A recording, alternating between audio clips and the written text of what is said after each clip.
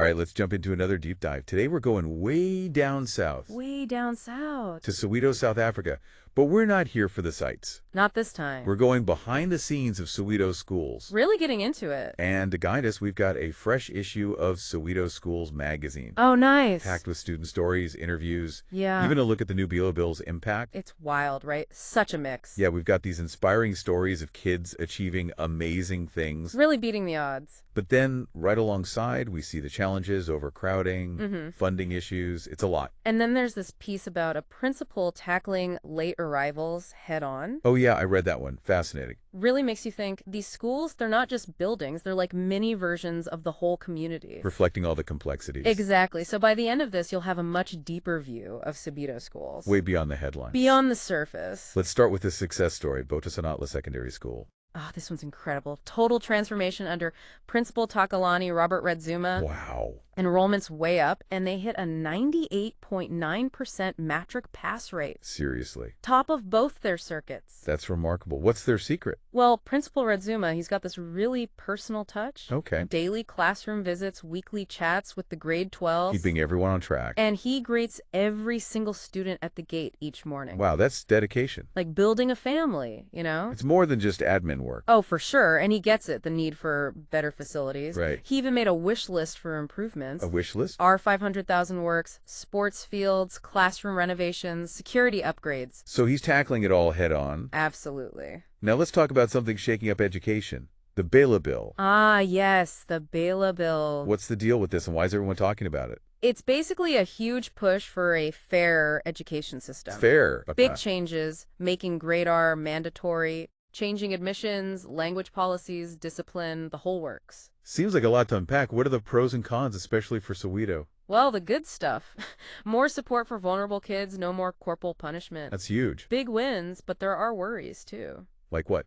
Grade R being mandatory, it could mean overcrowding. Ah, yeah, especially where resources are already thin. Exactly. And then there's the shift in school governance. How so? Less local control, more decisions at the national level.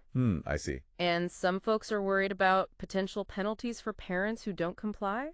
So it's a mixed bag, lots of potential, but also some anxieties. You got it. That's why it's crucial for parents to be involved, understand the bill, speak up. Makes sense, make their voices heard. Exactly. Now, let's not forget to celebrate those Soweto Schools successes. Always good to celebrate. Soweto Schools Magazine highlighted Orlando High's athletic team. Oh yeah, those guys rocked it. 10 medals at the annual athletics competitions. Impressive. Coaches Mr. Lapo and Mr. Laffa, they must be bursting with pride. Definitely. It brings everyone together. Unifies the community. Speaking of things that bring us together, let's talk reading. Reading, yes. There's this worrying trend, less interest, especially among boys. It's concerning. The 2024 National Assessment, those reading scores were down. It's not just about scores, it's about the bigger picture. Right, their ability to learn, to engage with the world. Exactly, and it makes you think, we always hear read for pleasure. Yeah. But what's the link to academics? Good question. Well, studies show kids who read for fun, they actually build stronger cognitive skills. Interesting. They're not just absorbing, they're connecting the dots, expanding vocab, boosting comprehension. So it's not just enjoyment, it's fundamental. It sets them up for success across the board. Creating lifelong learners. Curious, engaged, ready for anything. It makes me think about all those efforts to improve reading instruction. Oh, absolutely. There's this big push for evidence-based methods. What does that mean exactly?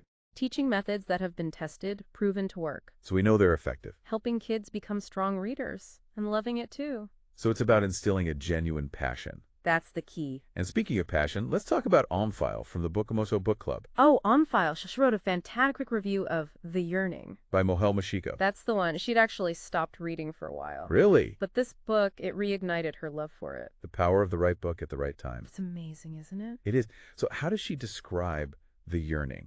She talks about the structure, the themes, how the past and present are woven together. Okay. It's a story about hope, heartbreak, culture, tradition, finding yourself. Sounds powerful. It really is. Makes you wonder, how many other books are out there? Waiting to spark that same feeling. And how do we get those books into the hands of kids who need them? It's a big question. It is about access, about encouraging exploration. Opening up a world of possibilities through stories. Now, before we wrap up this first part, we've got to talk about something often overlooked. What's that? Spiritual growth. Reverend Siswe Shabala, he really emphasized this. He's right. Nurturing a child's inner spiritual life, it's crucial. Just as important as the academics. Values, ethics, purpose that goes beyond school walls. Building that foundation for life. Exactly. Giving them the tools to face challenges, make good choices, find meaning. Like a moral compass. Precisely. And he's not talking just religious stuff. Right. Empathy, kindness, integrity, those benefit everyone. Universal values. Shaping young people to be compassionate, responsible. Contributing to their communities. Making the world a better place. And he urges parents to talk about faith and values. Not forcing beliefs, but creating a safe space. For questions, exploration. Helping kids develop their own understanding. So it's about nurturing the whole child. Mind, body, and spirit. Recognizing that education is so much more than just knowledge and skills. It's about preparing them for a meaningful, fulfilling life.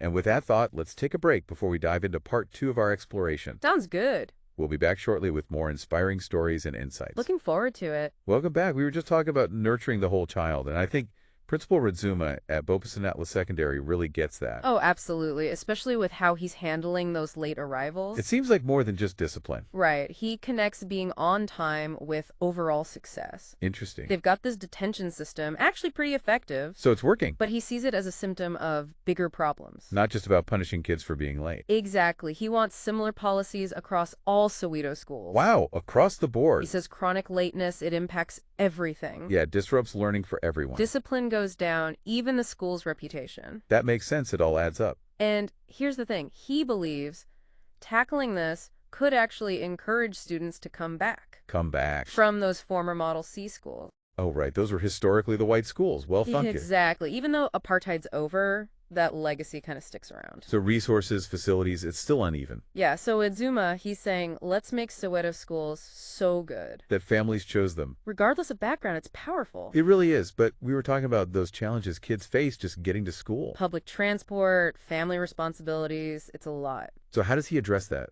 Understanding, collaboration, working with families, not against them. Finding solutions that work for everyone. Takes a village, Schools, families, even the transport system. All working together. Now, you mentioned those former Model C schools. Could you break that down a bit more? Sure. During apartheid, schools were totally segregated. Separate and unequal. And Model C schools, for white kids, they got way more money, better resources. Compared to the black townships. Huge disparity. And even though apartheid ended in 94... Officially, at least. Those former Model C schools, they often still have advantages. So even though legally any kid can go anywhere, that history still casts a shadow. Makes it harder to level the playing field. That's why what Radzuma is doing is so important. Building up those Soweto schools. Creating that sense of pride and quality. It all circles back to Reverend Shabala's message, too. About spiritual growth. Right. It's easy to get caught up in academics. But character development matters, too. Those values, empathy, kindness, they feel more crucial than ever. They're the foundation for a good society. And he was encouraging those open conversations about faith and values. Giving kids a safe space to explore, to question. To develop that moral compass. And it made me think, could reading play a role there, too? Oh, interesting. How so? Literature, it lets you explore those big moral questions. See things from different angles. Develop empathy, think about consequences, both your own and others. So reading can be a form of moral education. In a way, yeah, it broadens your perspective, helps you connect with the world. It's more than just words on a page.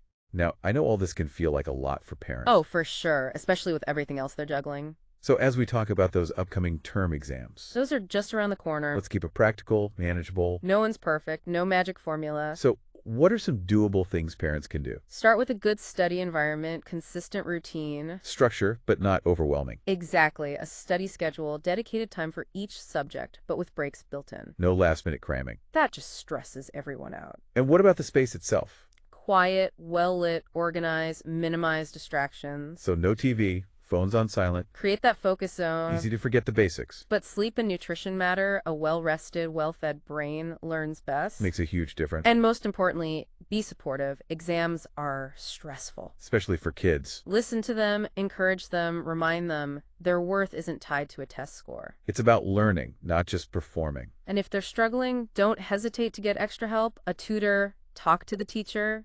There's strength in asking for support. It takes a team. Now, before we move on, let's loop back to the BELA Bill for a sec. The big one. We're talking about the good and the bad, but what's the key EY takeaway for parents? Stay informed, stay involved, go to those school board meetings. Read up on the bill, ask questions. Be an active participant. Your plus matters. Be your child's advocate. You got it. This deep dive has really shown Soweto's education system is complex. It's a microcosm of South Africa, really. We've seen the amazing achievements, the tough realities, Inspiring people, dedicated educators. and these big policy changes, trying to make things more equitable, A journey for sure. with bumps along the way. But there's so much resilience, so much potential. And speaking of journeys, let's take a short break before our final A part. little breather.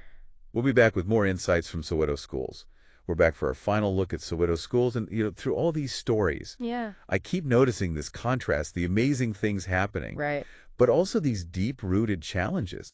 It's like two sides of the same coin. You've got Bopasenatla Secondary exceeding all expectations, Orlando High's athletes just killing it, Yeah, and Files finding that love for reading again. it's inspiring. Shows you the power of dedication from teachers, parents, the students themselves. Absolutely, but then there's the The reality. systemic issues. Lack of funding, infrastructure that needs help, the shadow of inequality, it's still there. And that's where the BELA Bill comes in, trying to level the playing field. A big swing, for sure, but like we said, it's complicated. Potential for good, but also those worries. It all comes down to everyone staying involved. Parents, teachers, the community. You gotta stay informed, make their voices heard, Hold those in power accountable. make sure every child has a real chance. I keep thinking about Principal Ragzuma's wish list, Oh yeah, especially the right part about fixing up the sports fields. the soccer and netball pitches. It's easy to get laser focused on academics. But those extracurriculars, they matter.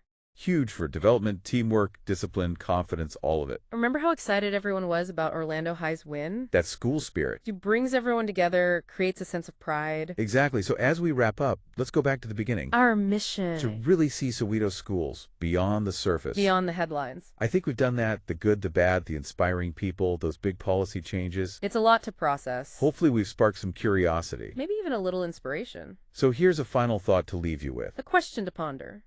What role can you play in making things better for Soweto Schools? Knowing what you know now.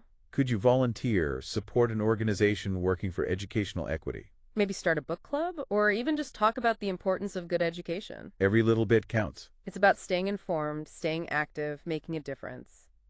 And on that note, we'll wrap up our deep dive into Soweto Schools. Thanks for joining us. Keep learning, keep exploring, and keep the conversation going.